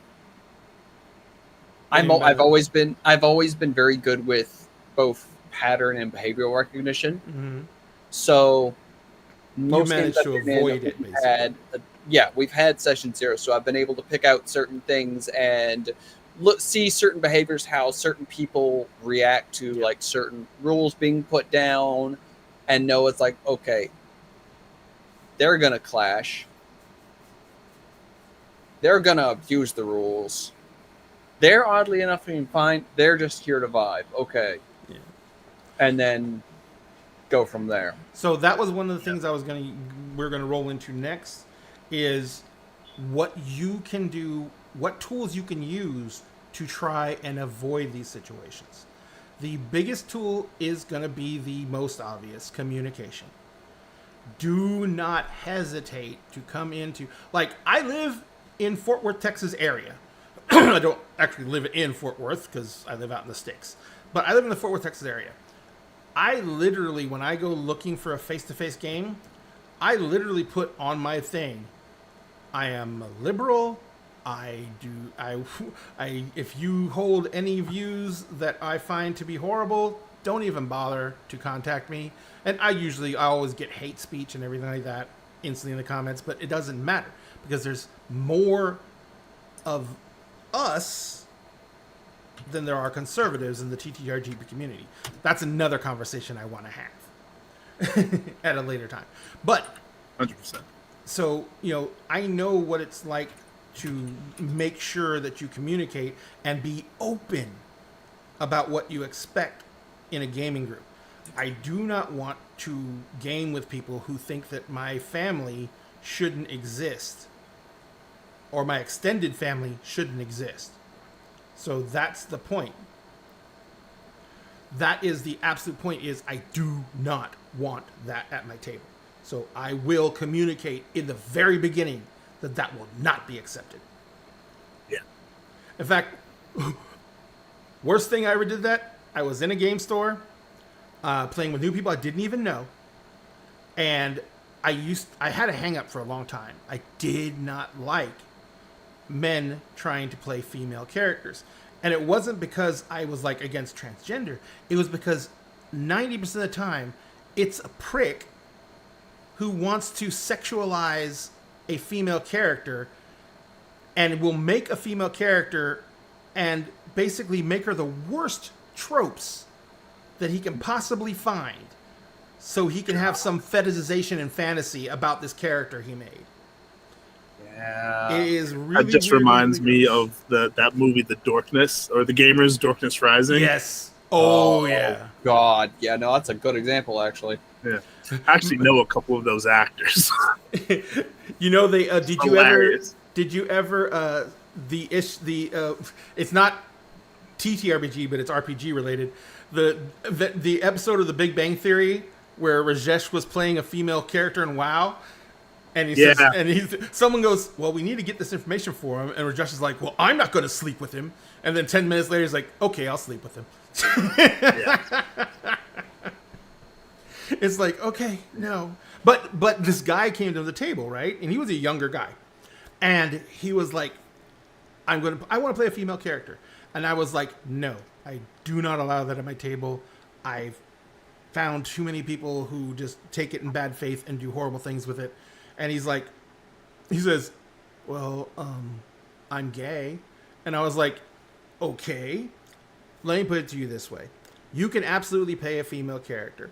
If I find that you are doing anything to fetishize, demonize, or any other way try and play up horrible stereotypes of women in fantasy settings, I was like, I'll take you outside and I'll break every single one of your fucking fingers. And he was like, oh. And I was like, yeah, I've seen too much of this shit, and I won't tolerate it. And he did play a female character, and he had a great time. And he was really a great player. But, it was, nice. That's how much at that, and that was like in 2014. That was how much at that time period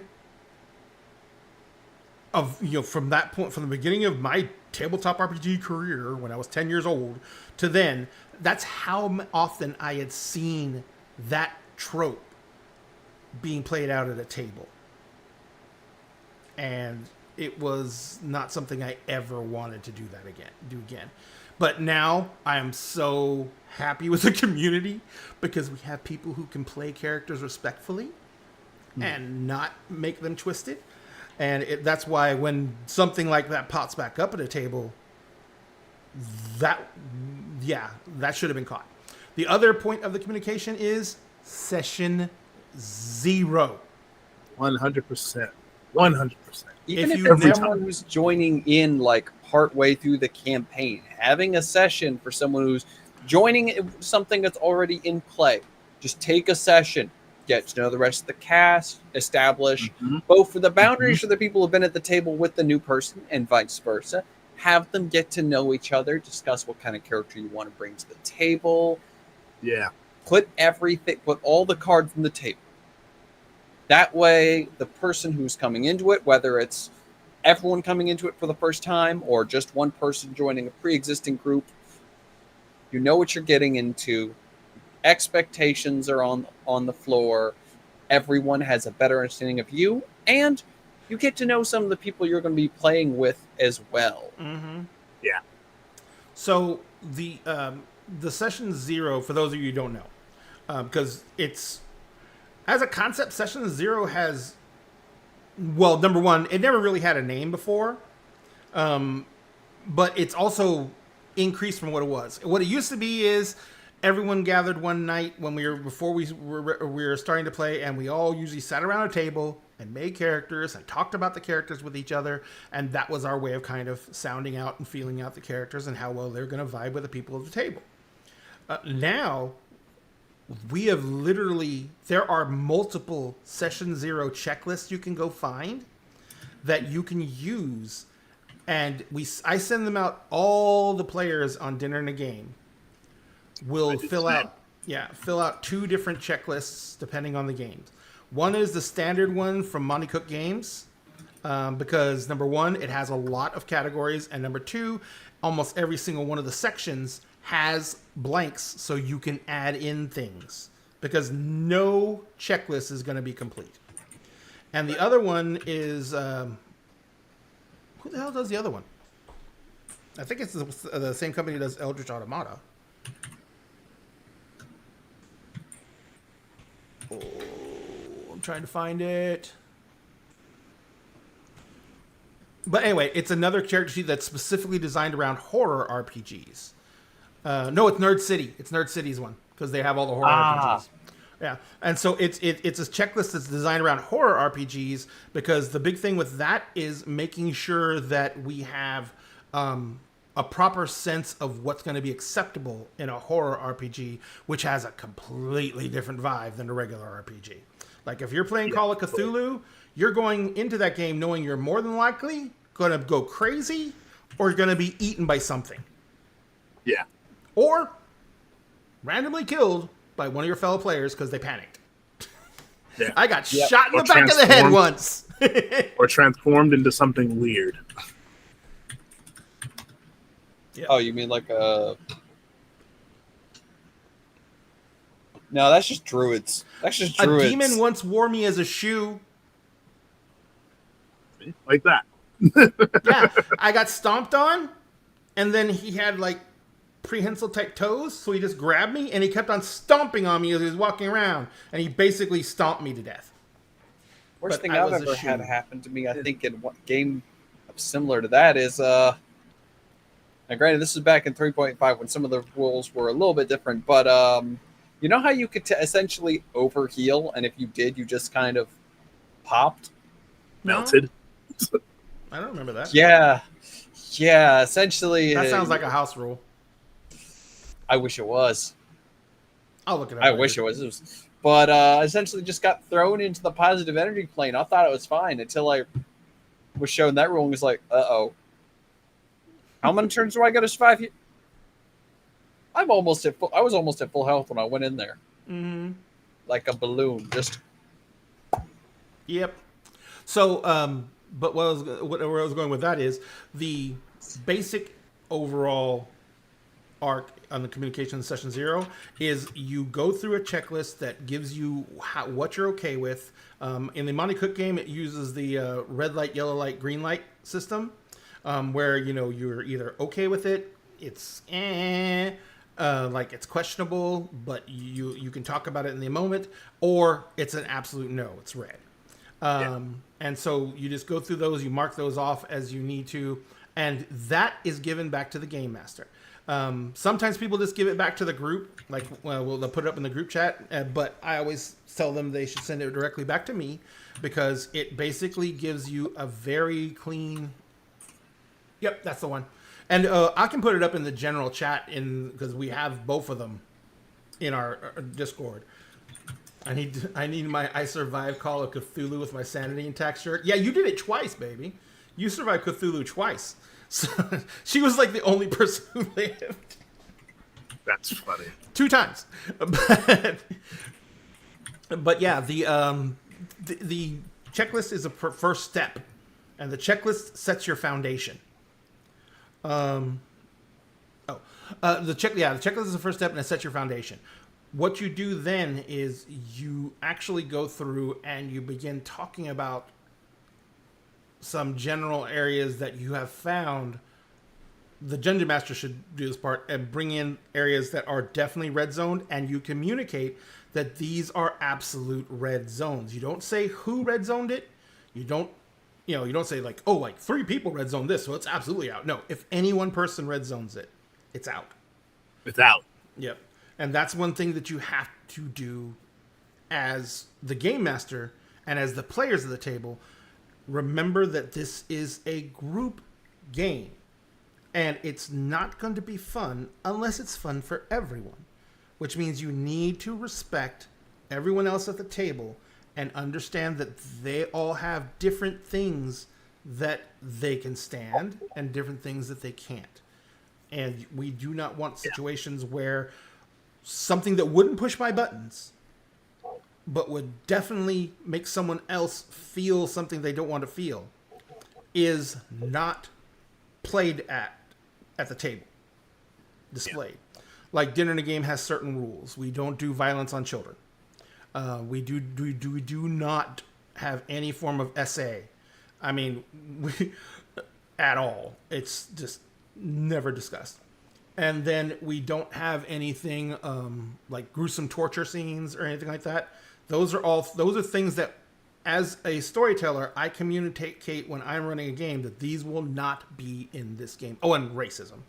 But these will not be in this game because, they're real. They exist. We know that. We don't need to be reminded it. We're here to have a fantasy escape.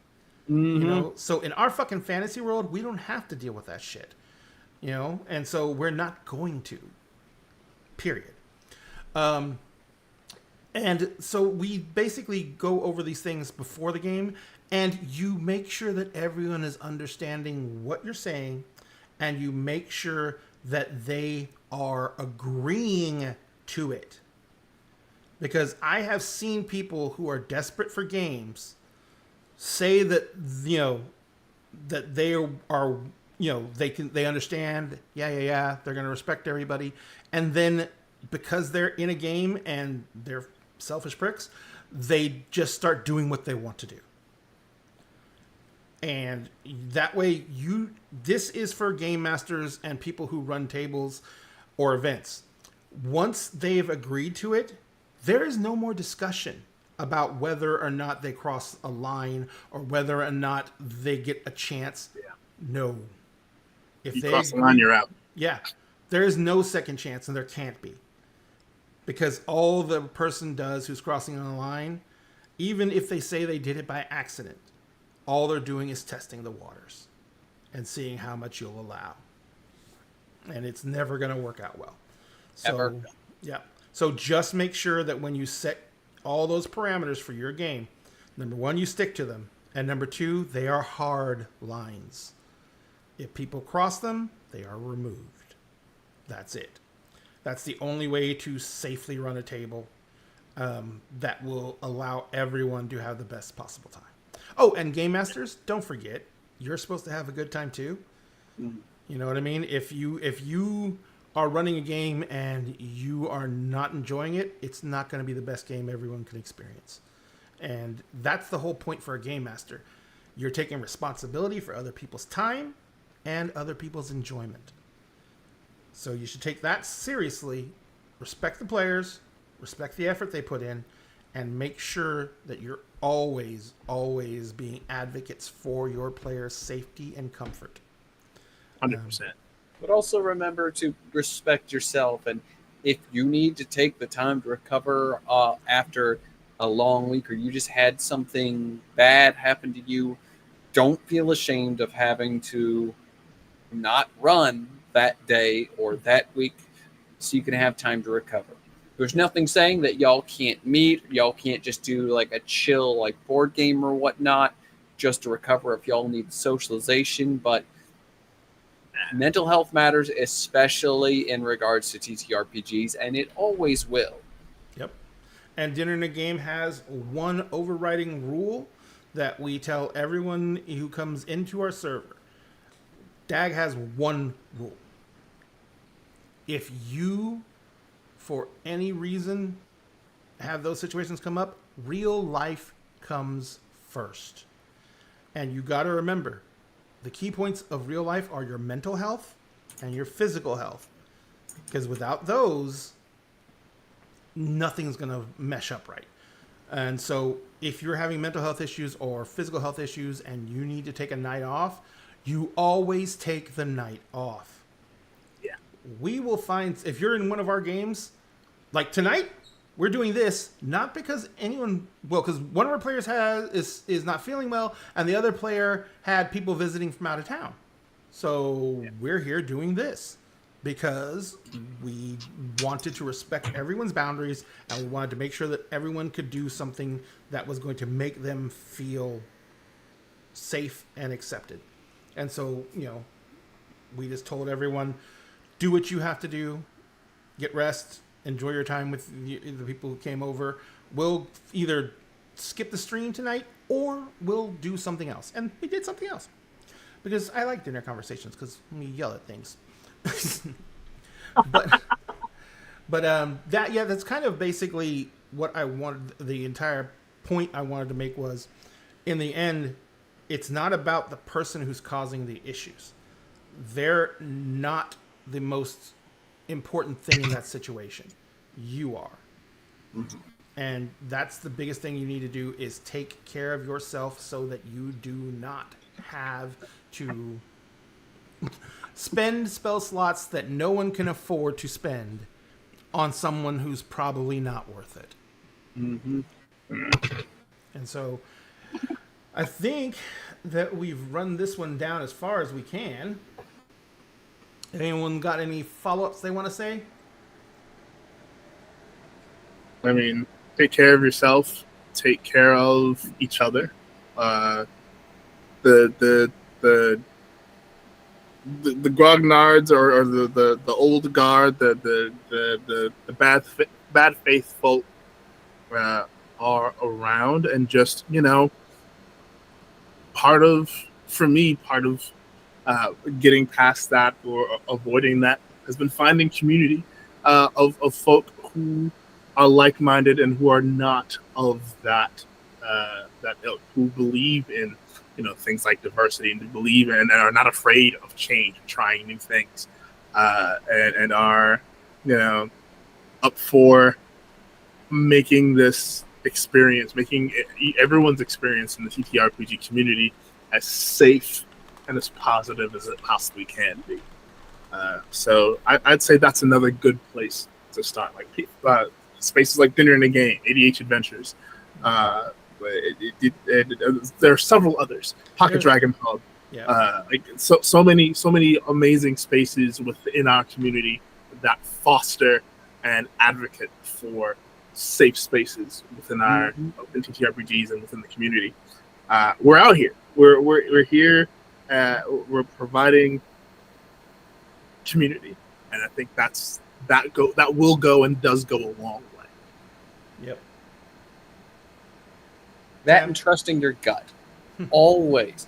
If your gut says something is wrong, don't just immediately discount it. It's perfectly fine to want to give someone the benefit of the doubt, but if your gut is telling you something about someone, at least speak to someone else within the group about it. Because if two of you are seeing the exact same thing, then it's not just a paranoia spark. That's something that's genuinely going on. I have failed to trust my gut or ignored my gut for different reasons in the past. My gut has never been wrong, unfortunately. So if you're in a group and just something the way it's said, something the way it's acting, something just the way someone is looking at another person, don't be afraid to talk to someone about it. Don't keep it to yourself, because you may not be the only one seeing it or feeling that way. For sure. Excellent. So what we're going to do now, ladies and gentlemen, is first off, I'm going to let these lovely people tell you where you can find them on the massive interwebs. Let's start with Sam. Sam, where can people find you on the massive interwebs? Well, there are several places other than here on Wednesdays.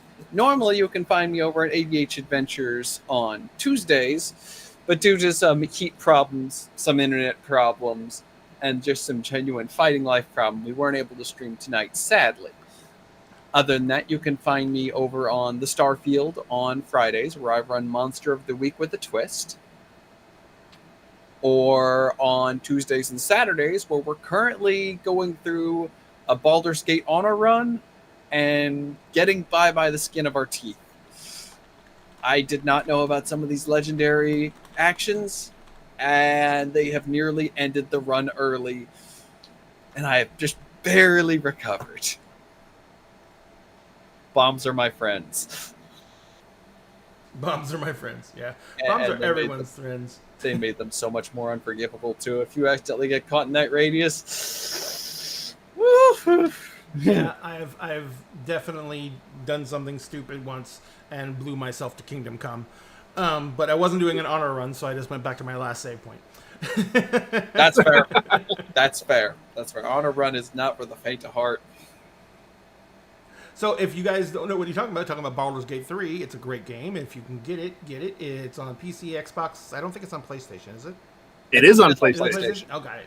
If you can get it. It's a great game. It's a wonderful introduction to D&D as well, because it uses the Dungeons & Dragons mechanics for the most part. There's some things that it can't really replicate, and they do their best, but it can't really replicate.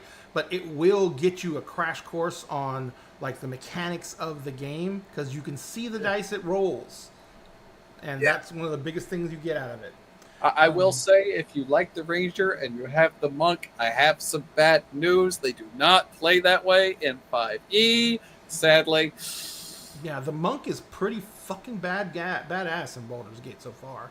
I just started a new run with a Monk. I haven't played the Ranger yet, so. The Ranger is so actually fantastic. From what I hear, in the new D&D edition, the Ranger is also turned back into their old demigod self. As they should be. Rangers get shit on constantly. Yep. So, but what we're going to do now... Oh, I almost forgot. And next we got Sphinx Akasha. Sphinx, where can people find you on the mighty interwebs? Hi, I am Sphinx Akasha, the aforementioned champion of bards. You can find me everywhere on the internet as @SphinxAkasha. You can find me, of course, right here on Tuesdays and Wednesdays for Emerald Sanctums and Kingdoms of Mist. You can find me on Thursdays playing the Blank Page on Grim Songbird's channel. You can find me on Saturdays with ADH Adventures, as we swap back and forth between Heroes Arc and Unlicensed Magic. This week is an Unlicensed Magic War Crimes week, so join us for that. And then on Sundays for The Tale That Never Was, which is on ADH Adventures. And then coming soon, before the end of the year, you will be able to listen to the new podcast that I will be premiering called The Everbright Archives. It is a TTRPG actual play anthology podcast where the main kind of mechanic of it is there's 5 of us at a table, and we all get to take turns being both players and storytellers. So look out for that. Look at watch for my social media for more information on that. And may the dice roll ever in your favor. And Sphinx, I love you very much, but I gotta tell you, I'm kind of rooting for the bunny. Bunny. Cove. Oh, right, yeah, okay. Fair enough. I just like the candy, bleh, cotton candy hair. Cotton candy hair is dope. It's dope as hell. Gotcha. So, what we're gonna do now, like I said, is we're gonna go find someone to raid. That basically entails us over on Twitch taking our audience, jumping into someone else's audience. I'm actually probably going to do either Gnome Ann, because she is playing Thirsty Sword's lesbian game tonight, or when I hit the raid button, someone came up that I found interesting, and I think Sphinx would be a fan of raiding this one. It's a team someone I haven't ever raided before. It's Lok Mandofla. I hope it's an English speaking TTRPG, but I'm not sure. But they're playing Fabula Ultima. Yeah. You want to do that one? All right. Let's do that. So we're going to go right out to them. Ladies and gentlemen, for everyone on our other social medias, thank you very much for being with us. We really appreciate it. And we hope to see you here next time. Tomorrow night, we will maybe doing to Sam's one-shot, but we're definitely not able to do Kingdoms of Mist because the same person who is missing tonight is missing tomorrow night because they have family in town. So we're going to let them have their real life, and we're going to go do something else. Worst comes to worst, maybe we'll do the other dinner conversations about the other topic I wanted to talk about, because that's a bad one. There is an option now, thinking about it, that Miss List suggested a while back that is sort of like an alternate, and that is doing like a game night game in character. That could be interesting. That would give me multiple personality disorder in about 10 minutes. I mean, you'd probably pick one. Yeah. I would let you guys pick whoever I'm going to play. I'll let you pick whoever I'm going to play as, except it has to be the kobold. Fuck! I'd be here. Little I'd bastard. be here. And ladies and gentlemen, if you want to find out what the fuck we're talking about, join us for Kingdoms of Mist on Wednesdays. Next week, we're also going to be off because most of these lovely people are going to Gen Con. I am no longer going to Gen Con. If you go to the Discord server, you can find out why, but I'm no longer going to Gen Con for several reasons. That's next week. Yeah, Oh my next god. week. It's next week. Have you packed anything yet? Oh, I need to pack. Oh, and I got the code for the Airbnb. Don't let me forget to give it to you. Cool. All right. So, but yes. Packed it? Yeah, packed yet. But yeah, the whole situation is, if you want to stick with us and raid out with these people, it would be wonderful for them. As streamers, we try and build community as well, which means that we try and help out our fellow streamers. Well, by taking our audience into their audience, we boost their numbers. If you refresh your screen, basically reload your browser or hit F5, you will give them a fresh view, which helps their analytics, which gets their streams out further. So what we're going to do is we're going to raid someone else on Twitch. All the other social medias, we're going to bid you good night. Because we're going to be taking off from there, and we're going to remind you that Dinner Game always saves you a seat at the table, but we want you to take care of yourselves, social distance where you can, wear a mask when you can. Of all of us that went to Gen Con last year, and out of all the people we played with, there was like 30 people there. I think only one of us didn't get COVID. So it was, yeah.